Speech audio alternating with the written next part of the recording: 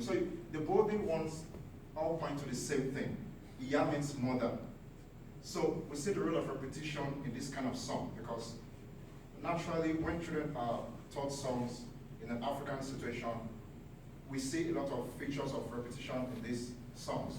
So sometimes the roles, are such that they aid memorability and help to foreground some aspects, some words that are very important in this kind of song. So for example, like the presentation we had in the morning where you have a hymn, and sometimes these hymns have like a chorus that is being repeated. So repetition is not just for repetition's sake, it's for some particular reason. So I'll be looking at that, the role of repetition in university anthems in some universities in Nigeria. So by introduction, so songs are peculiar in Africa. For example, we have situations where we have moonlight tales. So at night sometimes children gather under the tree where an old man tells them stories. And then you see songs sometimes accompanying these kinds of stories. And then sometimes these songs in these tales are used to teach lessons, moral lessons, for example, on patience, on hard work, on care, and on different aspects of human life. And then going to Nigerian universities, songs and anthems are sung by students during important occasions. So for example, if you have something like what you people call commencement, we call it graduation in Nigeria, or maybe matriculation. When you first come to the university, there's a ceremony that's kind of introducing you to the university system. So such occasions, and sometimes when an important visitor visits or comes to the university, the anthem is usually sung when students are gathered together. So it's not just sung every day, it's on very important, situations. So this paper explores the functional use of this anthem. So I'll be looking at the forms and then the functionalities of these anthems as well. And then, so in Nigeria we have federal universities. I think there are federal universities in the US as well. Federal, private, state. So in Nigeria we have federal universities, and these universities are very peculiar because they are cheap and affordable to the majority of people, unlike private universities which are very expensive. So you see, because I attended, throughout my school in Nigeria, I attended federal universities, also my friends here as well, So I'll be looking at 6 different universities. Now, let's quickly look at what an anthem is. I'll just point to an aspect of this. Funnels, after the quotation, Funnels observes that in the late 14th century, the term came to apply to any sacred composition or a song of praise. So an anthem is a sacred song. It's not just anything, it's sacred, and it's sung on special occasion in order to give praises to people or an institution of the country. And I also observed that an anthem is sung in a formal gathering. So for the university, the anthem is sung generally by students, and an anthem carries the weight of pledging adherence to the cause of the university. And then what are the features of an anthem, university anthem in Nigeria? You sometimes find the name of the university, the city where it is located, the motto, the vision, the mission, some qualities of the university, and some things that the students are probably, there are words in these anthems that kind of make you feel, oh yeah, I'm part of this university, I'm supposed to be, to be hardworking, I'm the best, best amongst my equal, something like that.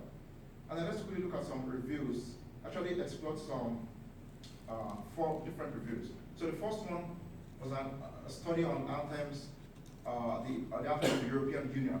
And there, Funnels remarks that it is an official symbol of the European Union. And in that paper, he explores the power of music over visual symbols like flags and logos. So in that paper, he observes that music and anthem is more probably important than other national symbols like flags and logos and other things in the European Union, European countries under the European Union. And then Zoro 2012 examines the national anthem of Cote d'Ivoire. And in the paper, he observes that, he ends in the paper on the note that words in the anthem do not reflect the present situation in the country. So while the words in the anthem look, good, they kind of speak positive things, the present situation of the country was not in support of the good or nice words in these anthems. And then Fanny Young in Nigeria explores lexical semantics, graphology, and deviation in the Nigerian national pledge and anthem. And then lastly, these authors explore the Zimbabwe anthem and some issues of history, national ecology, and memories of past periods. So I'll be using the theory of foregrounding. So foregrounding is a theory in psychology and stylistics and literature. So it's about perceptual prominence. So for example, something is on the foreground while some other things are on the background.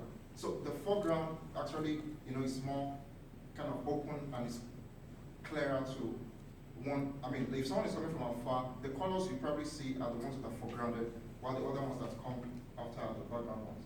So another aspect of foregrounding is that in the case of language and literature, foregrounding can be described as a stylistic phenomenon where language is sufficiently deviant to draw attention to itself and thereby prompt an interpretation of the extra meaning.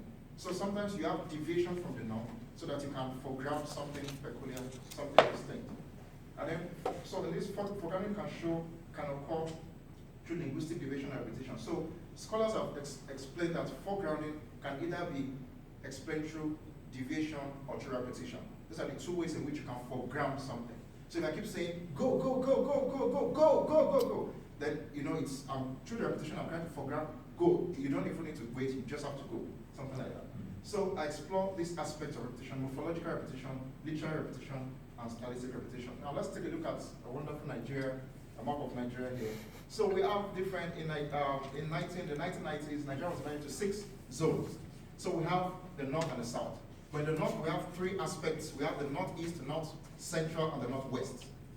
But for the south, we have the southwest, the south-south, and the southeast. So I explore universities in the south. And there are so many reasons. Number one is that when the missionaries came to southern Nigeria, universities were built in the southern parts before they were built in the north. The northerners actually did not want Western education. So the southerners, so right now in Nigeria, we have more universities in the south compared to the north. So the first founded universities in Nigeria were founded in the southern part of Nigeria. But the north, universities came later, So the methodology, so like I said, Nigeria was divided into 6 zones. So I've said that earlier. So I'll be looking at 2 universities in the southern part, we have 3 zones. I'll be looking at 2 universities in each zone. So in the southwest, I explore University of Ibadan and Obafemi Awolowo University. In the south-south zone, I explore University of Benin and University of Port Harcourt. In the southeast zone, I explore University of Nigeria and Nnamdi Azikiwe University. These universities were the earliest. They're the first, universities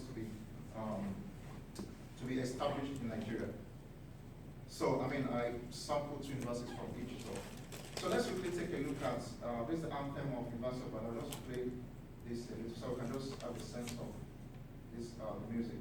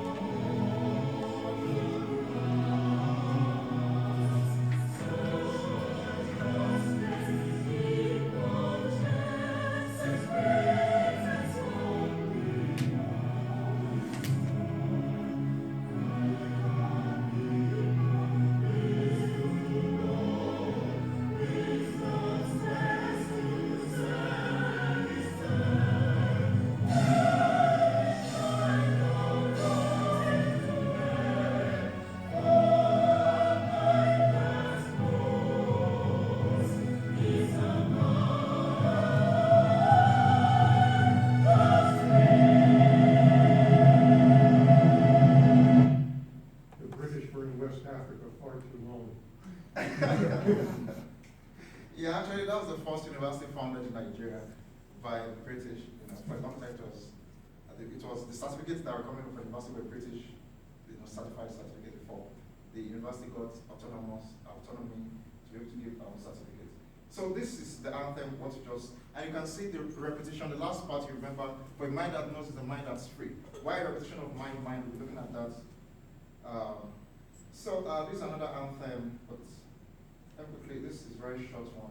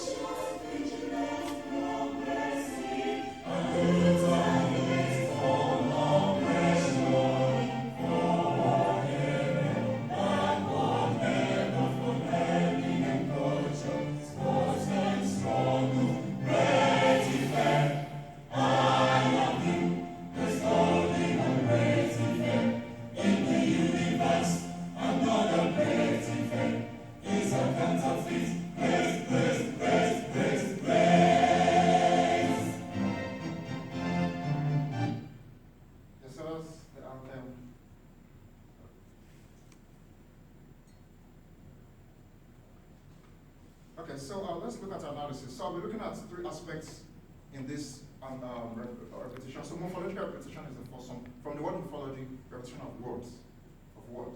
So some simpler content words were repeated in different anthems. For instance, adjectives, nouns, and verbs. So in linguistics, we will say these are content words, not grammatical words. Content words like nouns, verbs, adjectives were very much repeated. So different kinds of adjectives and verbs are used in the anthems in relation to the university. So for example, the first one we listen to, so help to be the one that is free, for a mind that knows is a mind that's free. So free, and mind. Why is the repetition of the mind, of the word mind and the word free? So, I observe that freedom is a virtue that results from sound education. So when the emphasis is placed on mind and free, because when a mind is fed with sound education, it is free from ignorance at first, and it is free to pursue a world that is free. So some of these words are not just repeated in these anthems.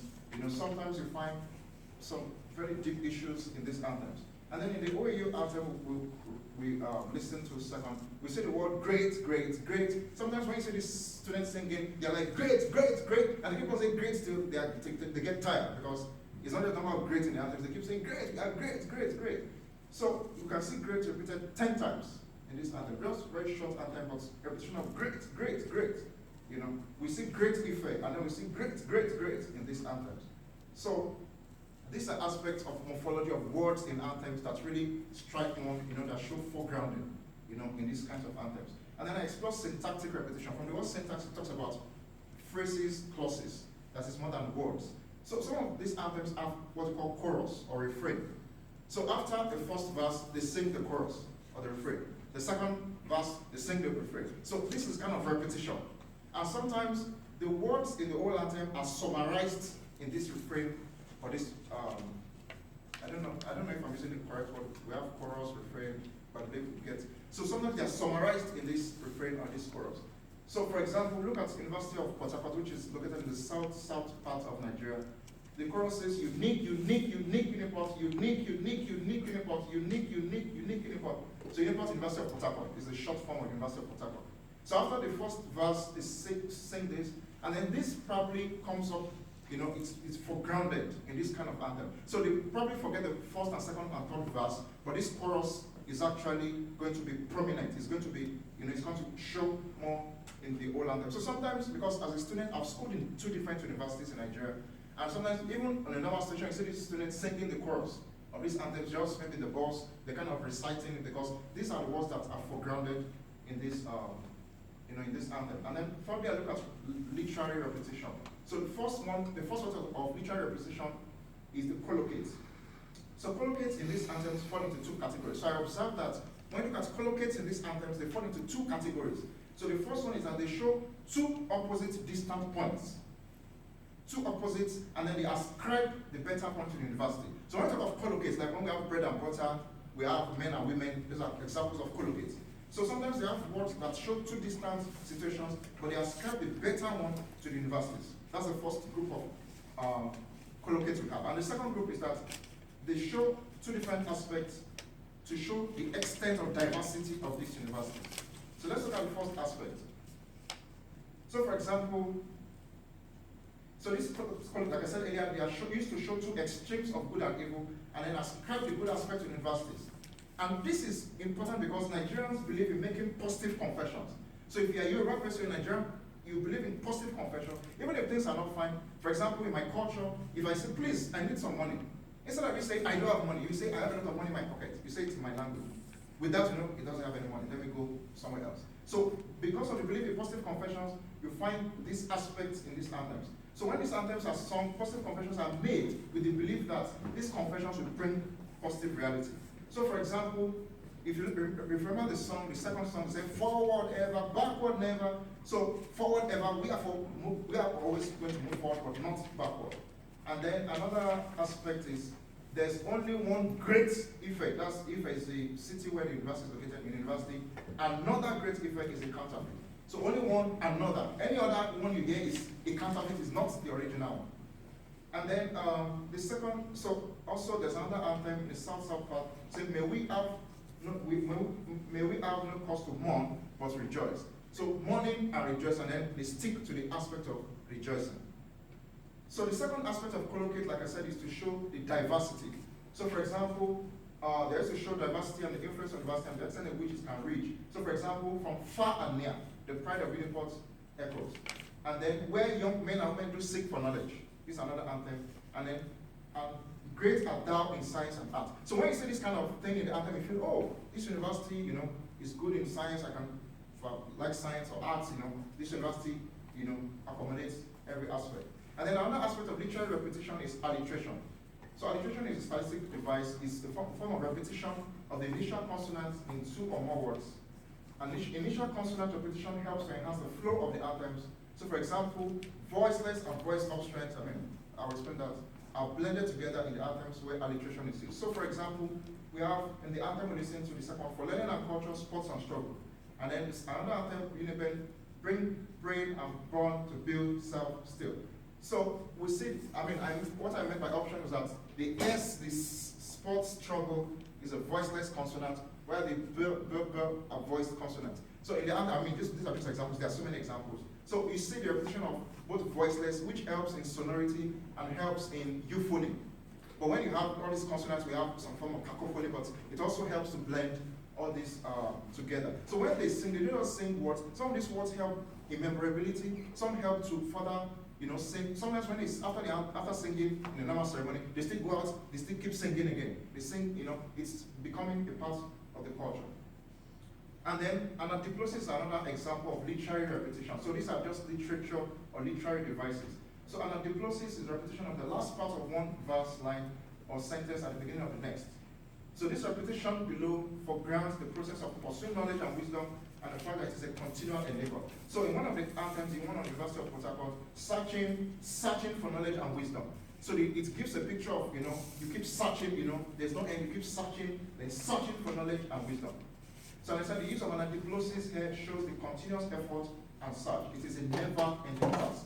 You keep searching for knowledge and wisdom. And then in conclusion,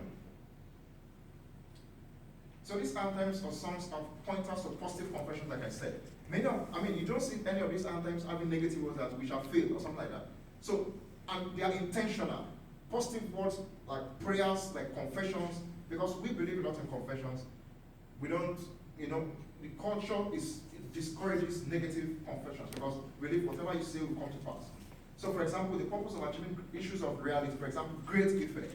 Sometimes when you see someone outside, oh, which university did you attend? Great effect. Not even University of Ife again. Oh, I'm a great effect, I'm from great effect. So it's becoming, so the anthem, what in the anthem is shifting to the outside of where you just say, oh, great effect, hey, great effect, oh, I'm great effect, that kind of thing. And then the fact that anthems are sung during important university ceremonies shows the way songs are valued. In Yoruba culture and the Nigerian culture, songs are very much valued. Even in my culture, for example, when you say something, if you're giving a speech, for example, you can turn it to a song. Like, oh, you people will take your work seriously. Sometimes just to make it look more, kind of look more familiar or look more, appealing, sort of. And then more anthems should be encouraged, and this is just my recommendation, should be encouraged across Nigerian universities to promote the ethics of universities from staff and students, because I discovered that a lot of universities still don't have anthems. And when I see